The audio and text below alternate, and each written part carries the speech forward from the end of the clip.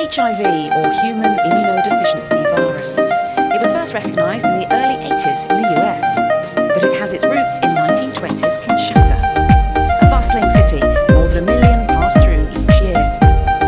Thanks to newly built railways and a thriving sex trade, the virus spreads up the river to Kisangani, to the diamond capital Mbuji-Mayi and the copper mines of Lubumbashi, to the US in 1968, before exploding around the world in the 1980s. 78 million people infected worldwide and counting, and the spread is... Kuva mu mwaka w'igihumbi kimwe magana cyenda 1981 ubwo virusi itera sida yagaragaraga bwa mbere imaze guhitana abantu barenga miliyoni 40. Kugeza ubu ibihugu 10 bya mbere bifite abantu benshi banduye virusi itera sida ku isi nibyo mu mugabane wa Afurika.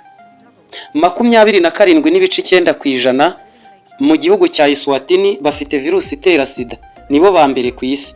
Ibindi bihugu biri imbere twavuga nka Lesotho, Botswana, Afrika y'Epfo, Namibia, Zimbabwe, Zambia, Malawi, Tanzania, Uganda, Kenya ndetse na Guinea Equatoriale. Muri kino kiganiro tugiye gukomoza ku nkomoko ya sida ndetse turebe no ku mushinga mushya u Rwanda rwihaye wo gutanga urushinge rugabanya ubukana bwa virusi itera sida rugasimbura ibinini byaribwaga buri munsi, bakaba barutera umuntu ufite virusi itera sida rukagabanya virusi itera sida mu maraso ye, nibura akajya ruterwa rimwe mu mezi 3 cyangwa 6. Nge ndi mu Rwanashyaka Siriyake, mbahaye ikaze. For hope, new infections are down by over a third. Mother-to-child transmission has more than halved, and globally there's been a 35% decrease in deaths.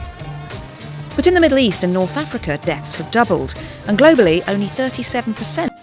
Ese wowe bakubwira ko virusi itera sida bwa mbere yavumbuwe, wigeze wumva bavuga ko iyi virusi yahimbwe n'Abanyamerika? Hari n'abakubwiye yuko iyi virusi ishobora kuba ifite inkomoko mu nguge. Bwa mbere ku isi humvikana ijambo virusi itera sida, byumvikana ko yakozwe n'inzego zishinzwe ubutasi muri Leta Zunze Ubumwe za Amerika, igakwirakwizwa mu isi. Yumvikanye ku binyamakuru by'Ubuhinde ku itariki 17 z'ukwezi kwa karindwi umwaka w'igihumbi kimwe magana cyenda 1983. Ni mu kinyamakuru cyo mu Buhinde cyitwa Indian Newspaper Patriot. Muri iyi nkuru ikinyamakuru kivuga ko aya makuru yari yatanzwe n'umuntu wari wahaye ibaruwa ubwanditsi bukuru bw'icyo kinyamakuru, akibwira ko Leta Zunze Ubumwe za Amerika ngo zirimo gukora igeragezwa ry'iyo ndwara nshya mu gihugu gituranyi ndetse cyabaye umwanzi w'igihe kirekire w'igihugu cy'Ubuhinde, ari we Pakistan. Ibyo rero ngo byari bigiye gutuma Ubuhinde buterwa n'ikiza cy'indwara yitwa sida, kikaba icyorezo gikomeye kandi karundura. Gusa nyuma bamwe mu bashakashatsi baje kugaragaza ko uwo muntu utarashatse ko amazina ye amenyekana cyangwa ajya ahagaragara, wari warohereje ibaruwa mu buyobozi bukuru bw'icyo kinyamakuru cyo mu Buhinde, yari umwe mu batasi ba KGB. Mbibutse ko KGB cyangwa KGB bwari ubutasi bwa Leta Zunze Ubumwe z'Abasoviyeti.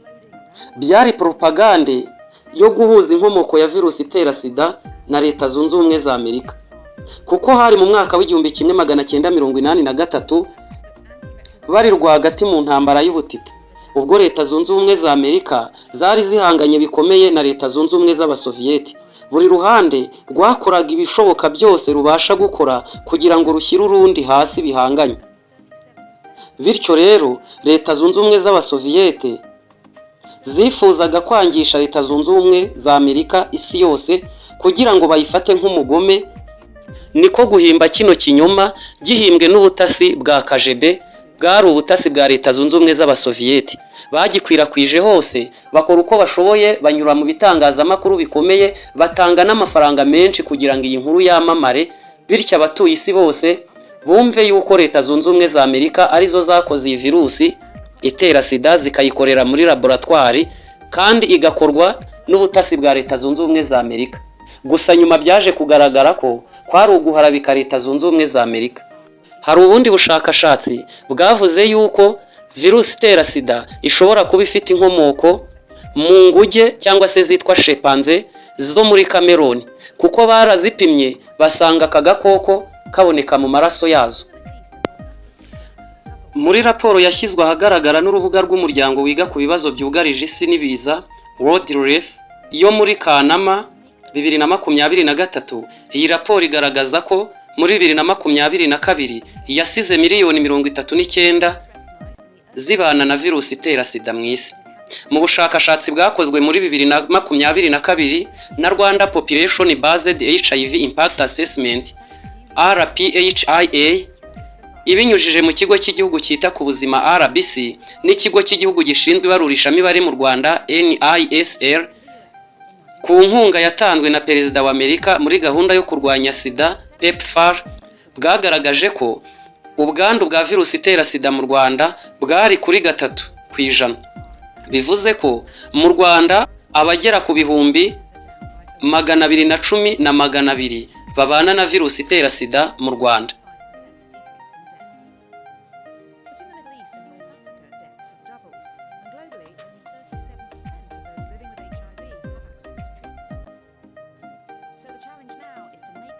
Hashize igihe kinini mu Rwanda ababana na virusi itera sida bahabwa imiti igabanya ubukana kandi ku buntu.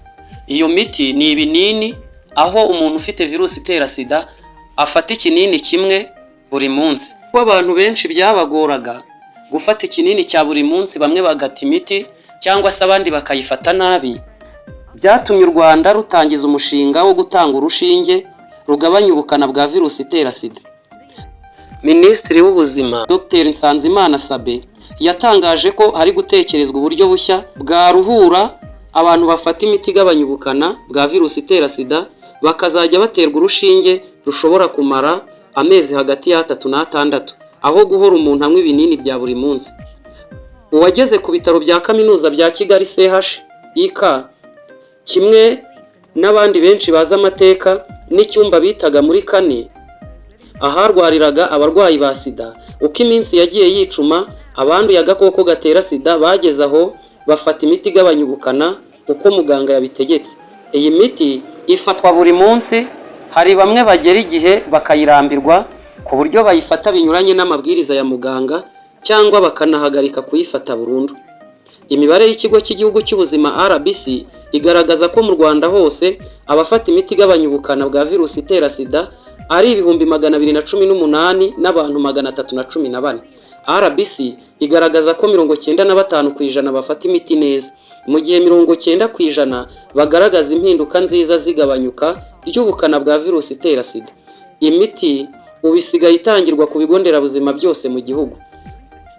Ubwo hizihizwaga umunsi mpuzamahanga wo kurwanya sida wabaye ku itariki 30 ukwezi kwa 11 2023, Minisitiri w'Ubuzima Dr Sabin Nsanzimana yavuze ko kunywa imiti igabanya ubukana bwa virusi itera sida imyaka irenga 20 ari umutwaro, ariko hari gutekerezwa uburyo umuntu yajya afata urushinge ruzamara amezi menshi.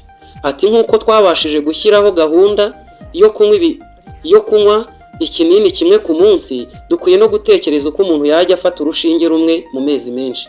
Igihe tuzaba tumaze kugera kuri ubu buryo bushya bwo kwita ku barwayi, urushinge rumwe rushobora kuzajya rumara ukwezi cyangwa se rufatwe 2 mu mwaka, wenda rumwe umuntu aruterwe muri Mutarama, urundi muri Kamena cyangwa Nyakanga. Aha niho twerekeza. Minisitiri Dr Nsanzimana yavuze ko iyi ntambwe ari ikimenyetso cy'ihumure ku bantu bamaze imyaka myinshi bafata imiti igabanya ubukana bwa virusi itera sida, kugira ngo batazagera igihe cyo kurambirwa. Ati mboneyeho no gusaba abafata imiti gukomeza kuyifata buri munsi kugeza igihe ubu buryo bushya buzatangirira. Yavuze ko bigomba gukorwa vuba. Dr Nsanzimana Sabin yagaragaje ko ku bufatanye bwa leta n'abafatanyabikorwa bari gukora ku buryo ubu buryo bwo gutera urushinge abafata imiti igabanya ubukana bwa virusi itera sida bwihuta. Ati ni umukoro kuri twe abayobozi gukora ku buryo ibi bigerwaho vuba bishoboka, kuko twabonye impinduka. Abantu banduraga nta cyizere cyo kubaho babaga bafite, ariko ubu byamaze kugaragaza ko ushobora kubaho ufite ubwandu bwa virusi itera sida igihe kirekire, ukagira umuryango, ukagira abana n'abuzukuru, kandi ukagira uruhare mu kubaka igihugu. Ibi nibyo twifuza gukomeza kubona. yavuze ko urubyiruko rugomba kurindwa mu buryo bwihariye agakoko gatera sida kuko ari rwo ruzavamo abayobozi, abakozi n'ababyeyi b'ejo hazaza. Kugeza ubu ubwandu bushya bugeze kuri 0.08 mu gihe 35% by'ubwandu bushya bari mu cyiciro cy'urubyiruko.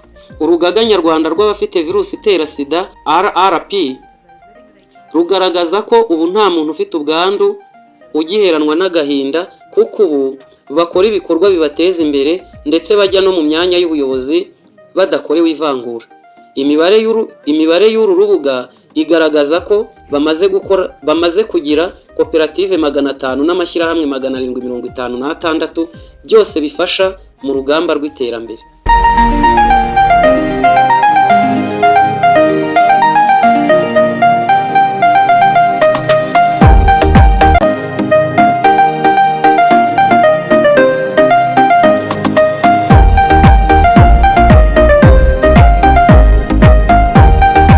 Nshuti bakunzi bacu, mbashimiye ko mwari mudukurikiye, mubonye neza ko hasigaye igihe gito urushinge rugabanya ubukana bwa virusi itera sida mu maraso rugatangira gukoreshwa mu Rwanda, kuko uyu ni umushinga watangijwe na Leta y'u Rwanda. Uru rushinge rwitezweho kuruhura abafite ubwandu bwa virusi itera sida kuko bahoraga banywa ikinini cya buri munsi.